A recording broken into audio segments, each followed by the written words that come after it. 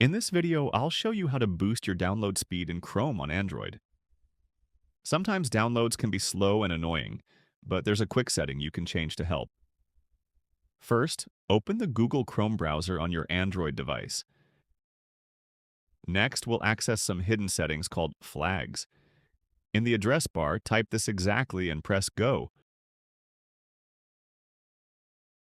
You'll be taken to a page with experimental features. At the top, tap the search box and type Downloading. You'll see an option called Parallel Downloading. This feature lets Chrome download different parts of a file at the same time, which can speed things up. Tap where it says Default and choose Enabled from the menu. Now tap the Relaunch button at the bottom to restart Chrome and apply the change. After Chrome restarts, try downloading something and see if the speed improves. That's it for this tutorial.